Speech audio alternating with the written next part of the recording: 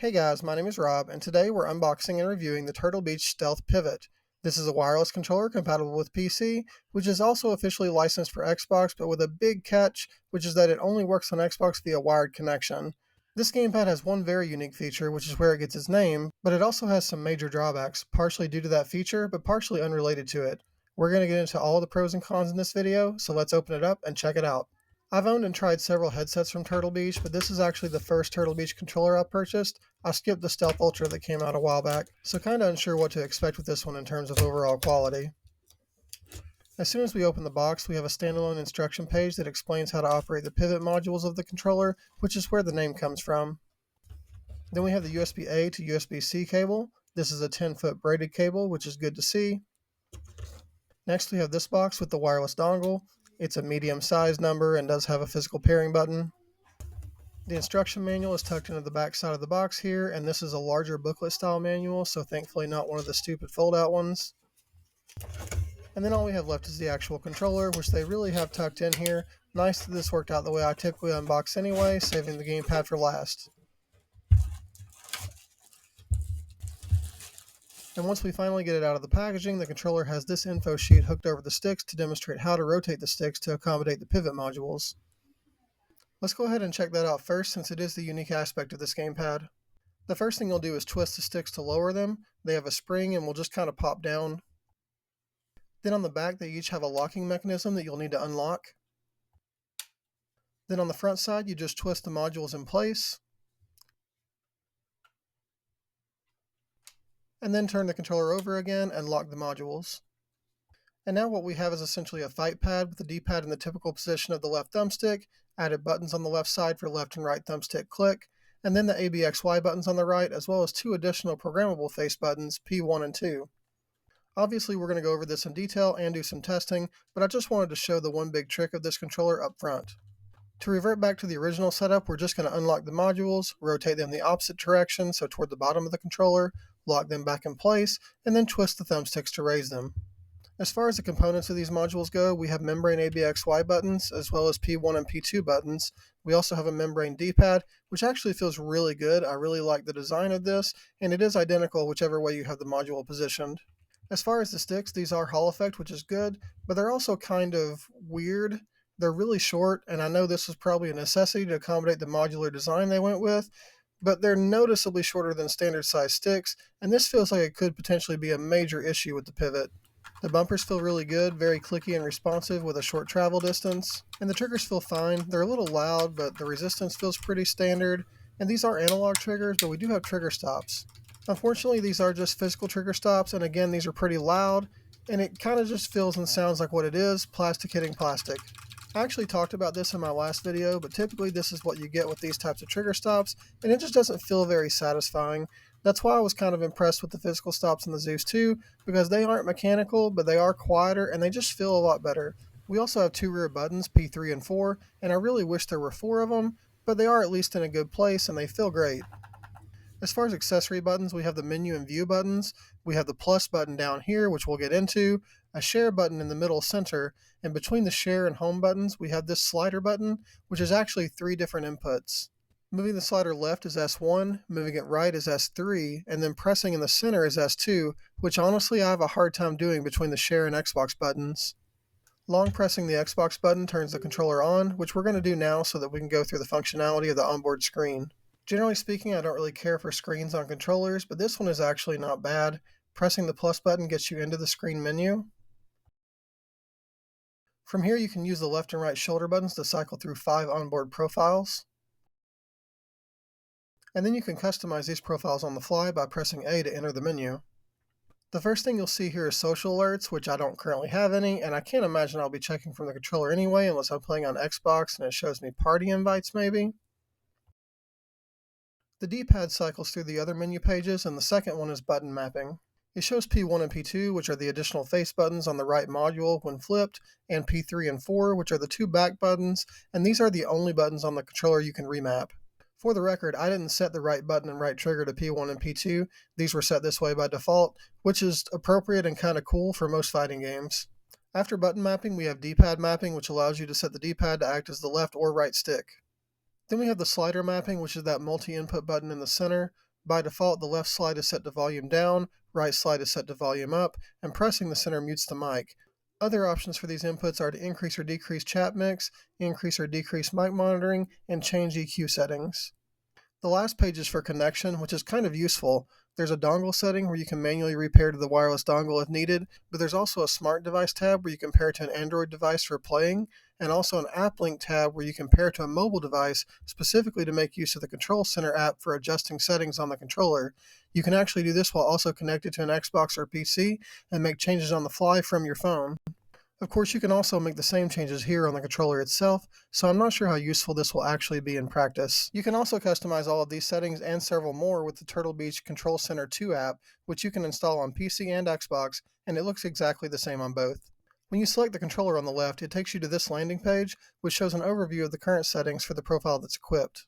You can then cycle through tabs to adjust settings, and the first tab is for profiles. You can edit the default profiles, or you can just create a new profile, and you can assign up to 5 profiles to the onboard memory of the Gamepad. The next tab is for button mapping, and there's nothing here you can't do on the Gamepad itself. You can map P1 through 4 buttons, map the slider inputs that we went over, and map the D-pad. So no additional mapping functionality in the app, meaning you unfortunately can't remap any of the other face buttons on the Stealth Pivot. And as you can see here, there's also no option for mapping keyboard inputs, only Gamepad inputs. The next tab is for adjusting thumbstick settings, but this page is pretty disappointing. There is an option to adjust response curves, but unfortunately there's no visual representation of the settings. This doesn't affect me personally because I always set response curves in game, but it's something you typically see on a Pro style controller. You can also adjust the inner dead zones here, but you can only adjust this in 5% increments, which to be frank is just terrible. Myself and many others were pretty upset that the Razer Wolverine V3 had 3% increments, but this is significantly worse. It's better than having built-in 5 or 10% dead zones like we've seen with some controllers in the past, but this is still just not good and will be a major deterrent for a lot of people out there. The next page is for the triggers, and there's not a whole lot here. You can adjust the dead zones of the triggers, and you can test the trigger inputs. Here I've got the trigger stop disabled on the left side and enabled on the right, and you can see that the controller does enable a hair trigger mode when the trigger stops are engaged, so it registers max input as soon as you touch the trigger.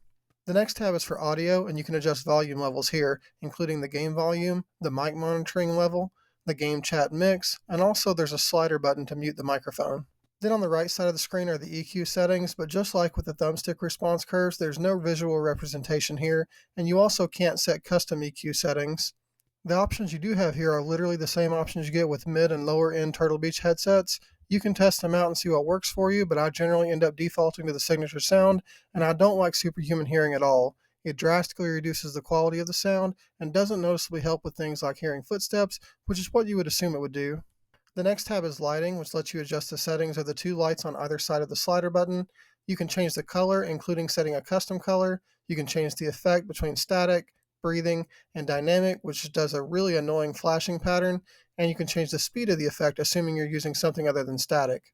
The next tab is vibration, which is very straightforward. You can set the vibration strength of both the left and right handles on a scale of 0 to 10. The next tab is titled System, and here you can change the power mode, though again there are no descriptions. You can also change the brightness of the LED screen, set the color for social media alerts, and you can calibrate the triggers and sticks. There's also an option on this page to factory reset the gamepad, and then the last tab is the firmware tab. I know it's only been like a week since this controller launched, but I'm a little surprised there are no updates for the gamepad or the dongle yet. You typically see like day 1 updates for a lot of new controllers. That covers everything in the app, so we're going to jump over and do some testing. We'll start with polling rates. Just an FYI, this is the same program from Gamepad LA, just the updated version, which they decided to rename polling. It makes sense since they do have several other programs at this point, and Gamepad LA isn't just this anymore. Unfortunately, I was able to explain all of that while this polling rate test was running because it's very slow. This does show a max polling rate of 250 Hz, but I was actually averaging about 165. This is the wired polling rate, and I retested several times and got the same results. I also tried Joystick Tester and again got pretty much the same results with an average polling rate of just under 160 Hz.